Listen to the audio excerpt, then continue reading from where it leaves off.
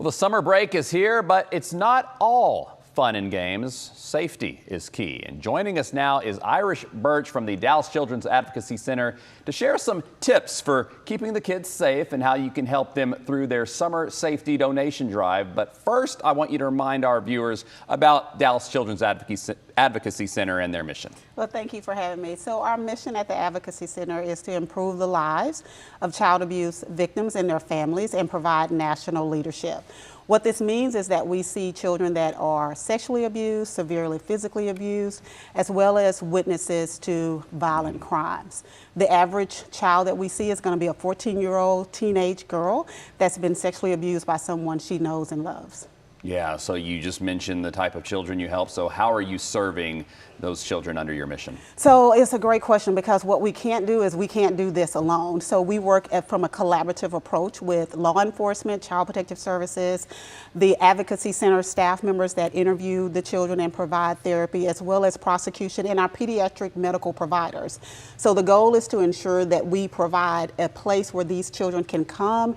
We can gather this information in a way that is trauma informed, and then also walk alongside of them in this journey as they go through the criminal process as well as their healing process. I'm sure you see a lot of cases, but picking up on any trends that we're seeing at the center. So here's what we know. 95% of children are abused by someone they know and trust. What we also know is that 73% of those children won't tell anyone in the first year. 45% of children won't tell anyone in the first 5 years. Some children never tell. So it's really important for the community to always make sure that they are aware and in tune, and that they understand how to recognize these signs of abuse so that they can report and be an advocate for that child. Okay, so we're getting into the summer where kids are out of school, perhaps some families sending them off to summer camps. So what advice do we have for parents when it comes to keeping kids safe during this time in the summer, especially if they're going somewhere like a camp? And also, how do you talk to the kids about that safety? Absolutely. So first, the parent needs to know that it is their responsibility to protect their children.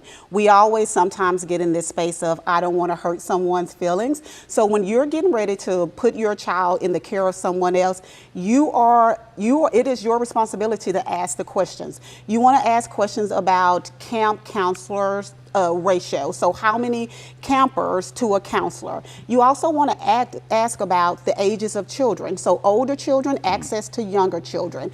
And you want to know about training. You want to know about background and screening. So that's what you want to do before you drop your child off. Now, as far as preparing your child for camp, what you want to do is you want to normalize communication. So you want to talk to them and make sure that they understand the places on the body that are covered by the bathing suit where it's not okay for someone to touch.